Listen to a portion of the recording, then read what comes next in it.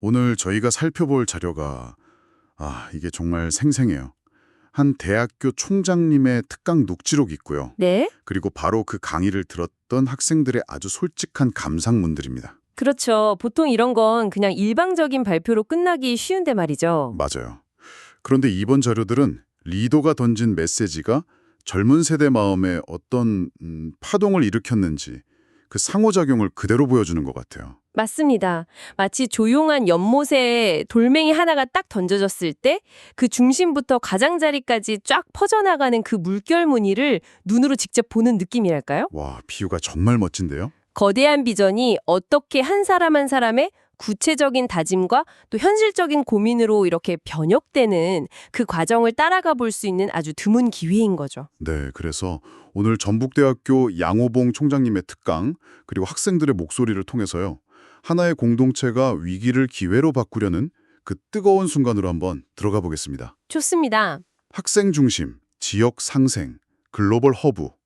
이 세 가지 큰 그림이 과연 학생들의 삶에 어떤 영향을 미쳤을지 지금부터 한번 제대로 파헤쳐 보죠. 네. 이야기의 시작점이 아주 인상 깊었어요. 총장님이 본인 이야기부터 꺼내시더라고요. 아, 맞아요. 그 개천에서 난 용 이야기요. 네.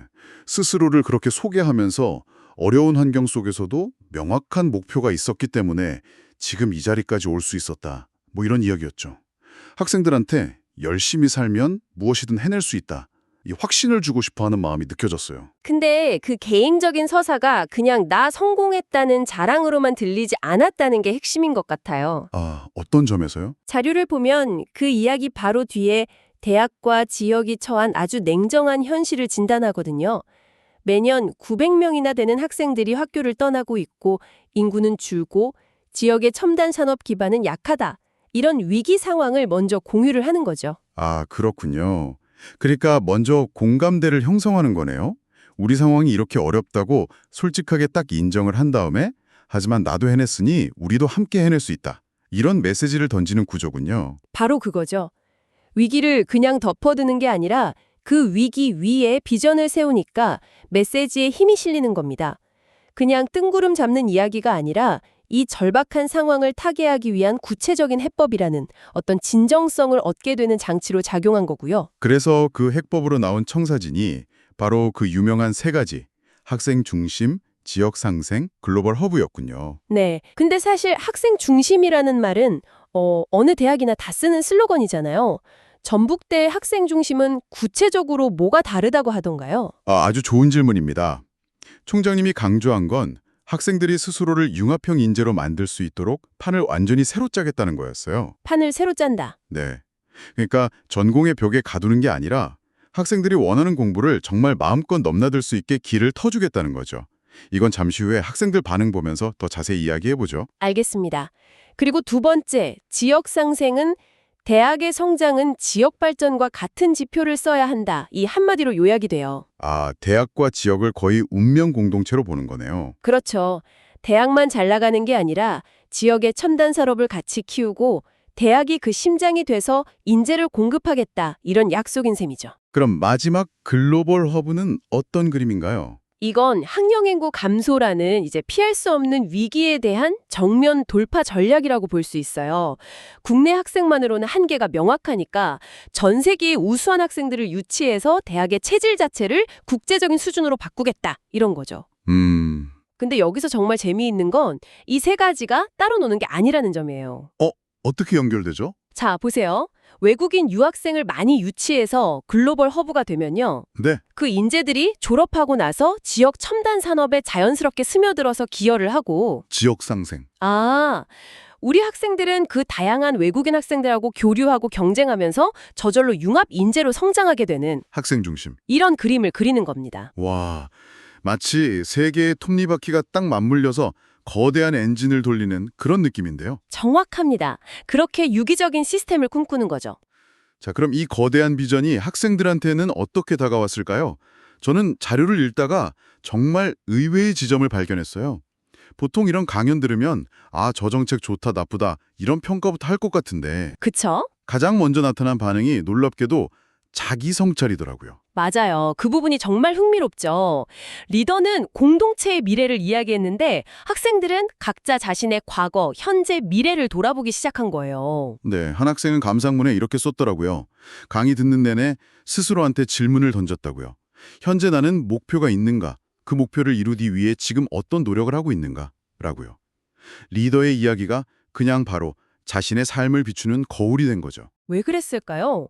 저는 그 이유를 아까 말씀하신 그 개천용 서사에서 찾고 싶어요. 아주 먼 미래의 거대 담론이 아니라 나라는 한 개인의 치열했던 삶의 궤적에서부터 이야기가 시작됐잖아요. 아, 그렇죠. 그러니까 학생들도 자연스럽게 총장님의 청년 시절은 저랬구나. 그럼 나의 지금은 하고 자신의 삶에 대입해보게 된 게 아닐까 싶어요. 일리가 있네요. 특히 이런 반응도 인상 깊었어요.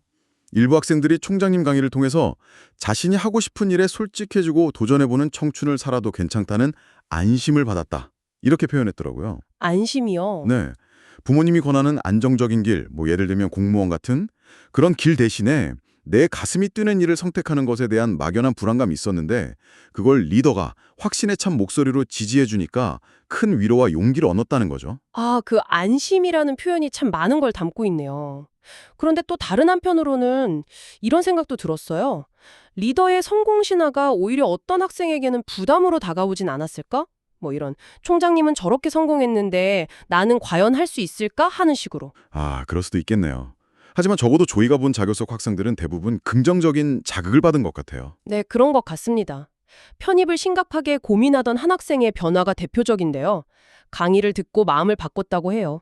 현재 내가 위치한 것에서 최선을 다해 목표를 이룬다면 다른 학교 학생들과 다를 게 없다는 깨달음을 얻었다면서요. 와, 이건 그냥 감동받았다. 이 수준을 넘어서는 거잖아요. 한 사람의 구체적인 진로 설계를 바꿔놓은 거니까요. 정말 실질적인 영향력이네요. 그렇죠. 그렇게 개인의 삶에서 시작된 시선이 점차 공동체로 확장되는 모습도 아주 뚜렷하게 나타납니다. 내가 발딛고 있는 이 대학, 이 지역을 완전히 새로운 눈으로 보게 된 거죠. 맞아요.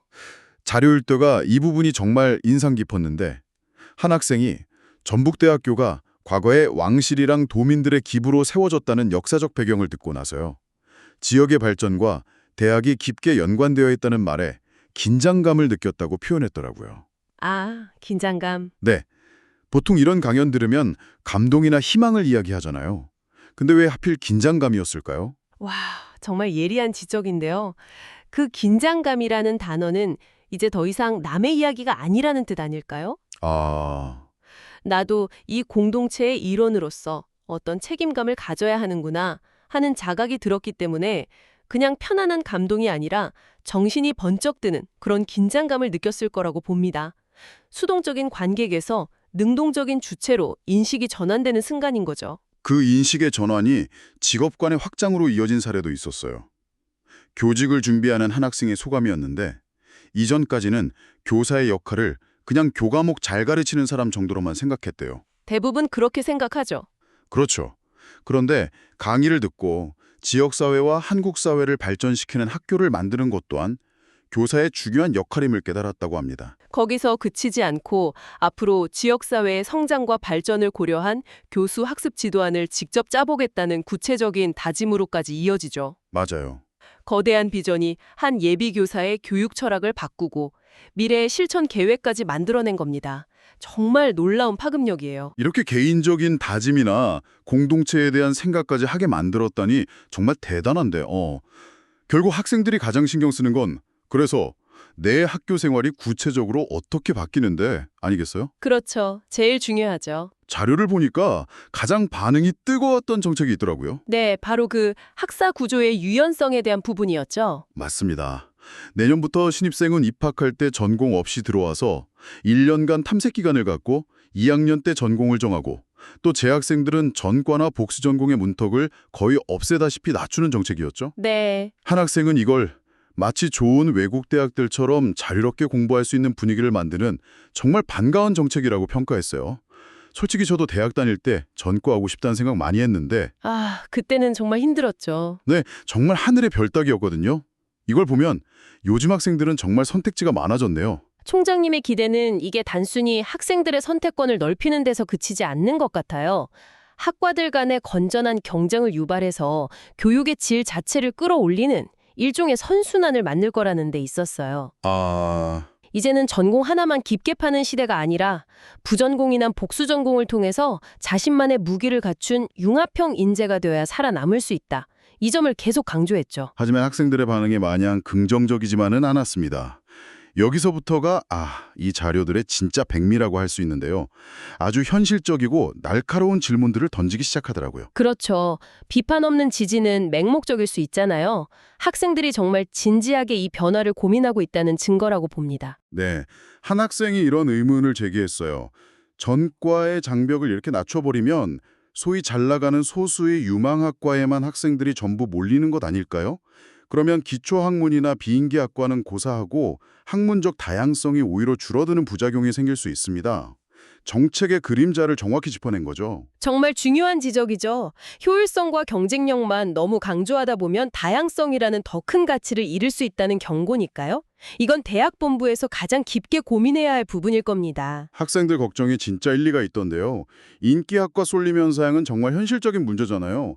자료에 혹시 대학 측의 대책 같은 건 없었나요? 아쉽게도 이번 자료에는 구체적인 대책까지는 나와 있진 않았어요. 하지만 다른 학생이 그에 대한 해법의 실마리를 제시하더라고요. 오, 뭐라고요? 이 정책이 성금적으로 정착하려면 학생들이 몰리는 인기 교수님이나 인기 수업에 대한 지원을 대폭 늘리는 등 교육 여건 향상이 반드시 뒤따라야 한다고요. 단순히 제도만 바꾸고 끝낼 게 아니라 그 제도가 잘 굴러갈 수 있게 인프라부터 제대로 갖춰야 한다는 겁니다. 정말 똑똑한 지적이죠. 문제 제기에서 그치지 않고 해결 방향까지 고민하는 거네요. 학과 통폐합 문제에 대해서도 비슷한 목소리가 나왔어요. 총장님의 설명을 듣고 학교의 어려운 재정 상황이나 생존 전략은 이해하게 됐지만 네, 이해는 하지만 학과를 없애거나 합칠 때는 분명한 이유와 객관적인 근거를 가지고 학생들을 먼저 설득하는 과정이 있었으면 좋겠다는 바람을 내비쳤어요. 그 말에 모든 게 담겨 있다고 생각해요. 혁신을 추진하는 리더십에게 가장 필요한 소통의 중요성을 이야기하는 거잖아요. 맞아요. 그러니까 이젠 학생들이 그냥 수업료 대고 강의 듣는 소비자가 아닌 거예요. 우리 학교의 미래는 우리가 같이 만드는 거다라고 목소리를 내기 시작한 거죠. 학교의 중요한 의사결정 과정에 파트너로서 참여하고 싶다는 그런 선언처럼 들렸습니다. 오늘 이야기를 정리해 보니까요. 한 리더가 혁신이라는 씨앗을 뿌렸는데 학생들이 그냥 서서 박수만 친 게 아니라 각자 자기 밭에 그 씨앗을 가져가서 싹을 틔우고 또 어떤 건 비판적으로 거름도 주면서 자기만의 나무로 키워내는 그런 과정처럼 느껴지네요. 와, 정말 멋진 비유네요. 학생들은 총장님이 제시한 비전을 각자의 삶으로 가져와서 목표를 다시 세우고 내가 속한 공동체에 대한 책임감을 느끼고 동시에 그 비전이 현실에 풀이내리기 위해 필요한 것이 무엇인지 날카로운 질문을 던졌습니다. 네. 이것이야말로 진정으로 살아있는 소통이고 학생 중심이라는 비전이 구호가 아니라 현실에서 실현되는 과정 그 자체라고 볼 수 있겠습니다. 자료 중에 이런 비유가 나오더라고요.